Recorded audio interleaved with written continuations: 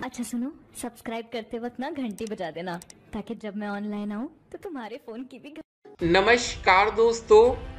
तो आप लोगों का ढेर सारा सवाल आ रहा था कि सर स्टेट रैंक को लेकर एक वीडियो बना दीजिए। जी हाँ, स्टेट रैंक की डिटेल्स आप यहाँ पर देखिए। 19,560 रैंक आपकी कब आ सकती है, आपके कितने नंबर टोटल होंगे। उसके बाद देखिए जब आपको कोई डायरेक्ट कॉलेज मिलेगा, देखिए चॉइस नंबर 2 यहाँ पर आपको दिख रहा है। तो कुछ बच्चे देखिए कितने लंबी चॉइस डालते हैं। देखिए यहाँ पर टोटल 15 कॉलेज का चॉइस दिया गया था, तो इनको भैया सेकेंड वाला कॉलेज मिला है। ठीक है, उसके बाद देखिए कुछ ऐसे बच्चे होंगे जो एक भी कॉलेज नहीं पाएंगे। यहाँ पर देखिए, और एक और इंटरेस्टिंग आपको बात बताएंगे, जरा देखिए। एक बच्चे के नंबर देखिए, टोटल नंबर थे 232.46। ये मेरिट थी इनकी 232। ठीक है, बस इतना समझिए। और इस बच्चे की मेरिट कितनी थी, 231, 231। मतलब 231 पाने वाले बच्चे को कोई कॉलेज अलॉट हो जाता है यहाँ पर देखिए, और 232 नंबर पाने वाले बच्चे को कोई कॉलेज नहीं मिला, सॉरी बोल दिया गया। तो यहाँ पर आप देखिए आरक्षण का फायदा।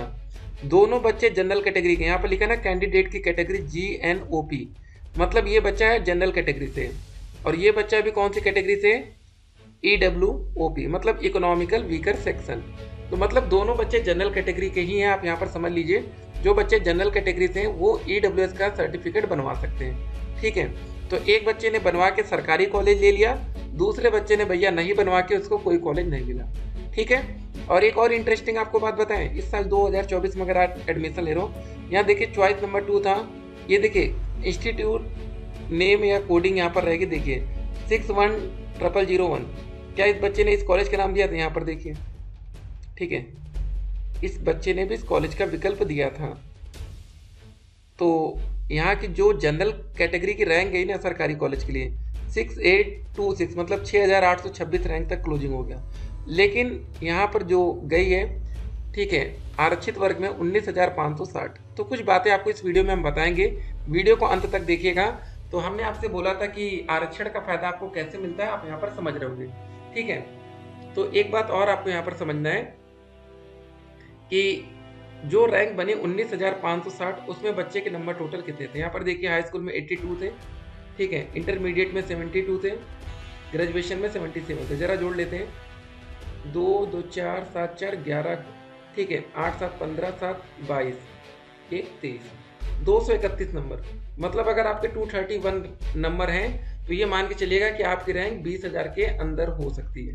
ठीक है, 231 नंबर पाने वाले छात्र, आपकी रैंक 20,000 के अंदर रहेगी। इन बच्चे की रैंक कितनी थी, यहाँ पर देख सकते हैं 19,560। तो एक और बात आपको बताना चाहेंगे काउंसलिंग को लेकर, अगर आपकी रैंक 1 से लेके 20,000 है, ठीक है ना, ठीक है, इसको समझिए पहले यहाँ पर, तो ही आपको पहले राउंड की काउंसलिंग में पार्टिसिपेट करने का मौका मिलेगा।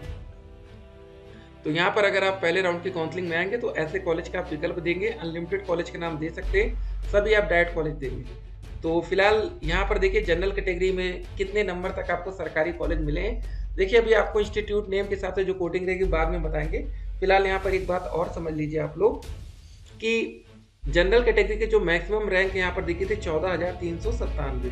बाकी देखिए कुछ ऐसे जगह जनरल थी जहाँ पर 1693 तक में ही जनरल कैटेगरी की सीटें फुल हो गई। मतलब यूपी लेवल पर अगर आपकी 1693 रैंक है तो जाकर आपको जनरल मिल रहा है, उससे ऊपर पर नहीं मिल रहा है। मैक्सिमम यहाँ पर 14,000 दिख रहा है। बाकी कुछ और भी कॉलेज रहते हैं, सारे कॉलेज का विकल्प कोई बच्चा नहीं डालता है, तो यहाँ पर देखिए।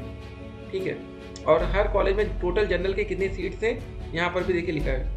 टोटल सीट GNOP 70 70 70 70, सभी कॉलेज में 70 सीट थी। कुछ कॉलेज में 35 सीट थी, यहाँ कुछ में 52 थी। ठीक है, यहाँ पर भी एकदम क्लियर रखा गया। ठीक है ना, तो इस हिसाब से आप लोग को कॉलेज अलॉटमेंट होता है। तो यहाँ पर सारे बच्चे सीट्स अपने बुक कर लिए।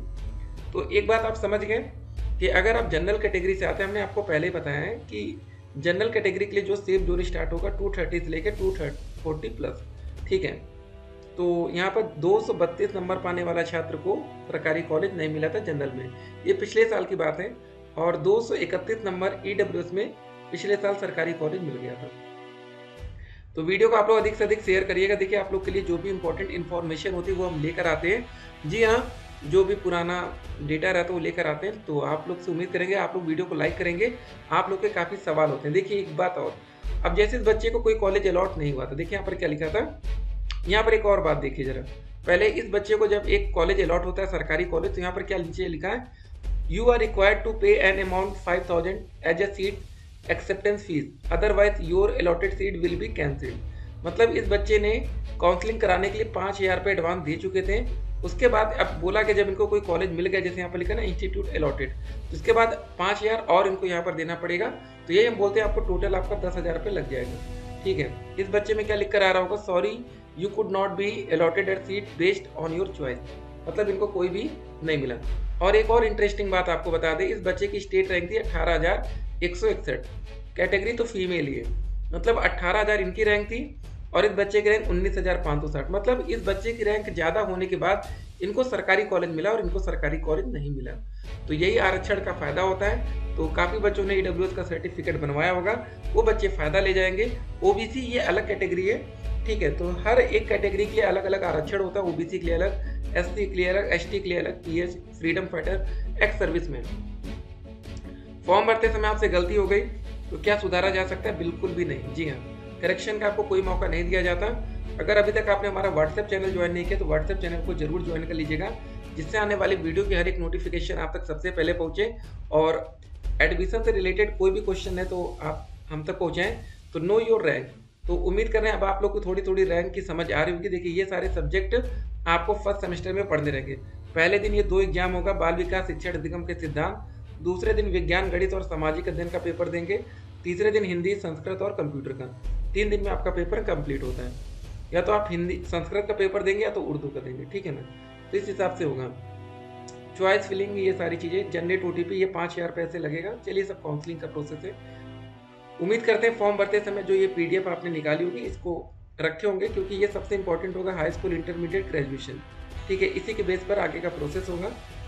बाकी यहाँ पर फोटोग्राफ, सिग्नेचर, ये सारी डिटेल्स यहाँ पर दी गई है, ठीक है। तो एक बात और ध्यान रखना है, रैंक आप देखिए 1 से लेके 20,000, 20,000 1 से लेके 80,000, 80,000 1 से लेके 1.5 लाख और 1,50,000 से 2,40,000। आपकी रैंक अगर 2,40,000 तक है तब तो ठीक है। अगर उससे भी ज़्यादा अगर आपकी रैंक आती है तो फिर हो सकता है आपको डायरेक्ट काउंसलिंग में पार्टिसिपेट करने का मौका दिया जाए, ठीक है। डायरेक्ट एडमिशन की बात हो रही है एक तरीके से। तो ये सारी बातें हो गई। बाकी डीएलएड की डेट क्या एक बार एक्सटेंड हो सकती है, अब इसके आसार ना के बराबर लग रहे हैं, क्योंकि डेट बढ़ाना होता तो बढ़ा दिया जाता, क्योंकि अब क्या होगा कि बार बार डेट बढ़ेगी तो फिर जो स्टेट रैंक आएगी उसमें दिक्कत आएगी ना।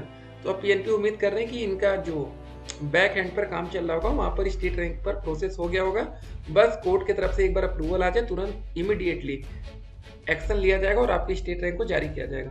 तो स्टेट रैंक में ज़्यादा समय लगेगा नहीं। तो सबसे पहले आप लोग प्यारा अपना स्टेट रैंक, ये स्टेट रैंक है, ठीक है, ये स्टेट रैंक का रिजल्ट है। सबसे पहले आप स्टेट रैंक का रिजल्ट डाउनलोड करेंगे, उसके बाद चॉइस फिलिंग में ऐसे विकल्प आप डालेंगे, या तो आपको कॉलेज मिलेगा या तो आपको कॉलेज नहीं मिलेगा, ठीक है। तो यहाँ पर देख सकते हैं जनरल के हिसाब से पिछले बार सरकारी कॉलेज कितने नंबर पर सीटें फुल हो गई थी, यहाँ पर आप देख सकते हैं। तो ईडब्ल्यूएस में तो कुछ अच्छी खासी आपको रैंक दिख रही होगी, लेकिन जनरल कैटेगरी में भैया बहुत ज़्यादा टफ कंपटीशन आपको देखने को मिलेगा, यहाँ पर देख सकते हैं, ठीक है। उम्मीद करते हैं अब आपके मन में कोई डाउट नहीं होगा। डाउट होगा तो कमेंट करिएगा, यहाँ पर हम स्टेट रैंक, काउंसलिंग सब कुछ हम आपको बताएंगे, ठीक है। जनरल फिर से सरकारी कॉलेज के लिए मिनिमम 200 नंबर से ऊपर होने चाहिए, उससे कम में चांसेस नहीं रहेगा। बाकी आप लोग हमारा व्हाट्सएप चैनल ज्वाइन करिए, फिर मिलते हैं स्टे के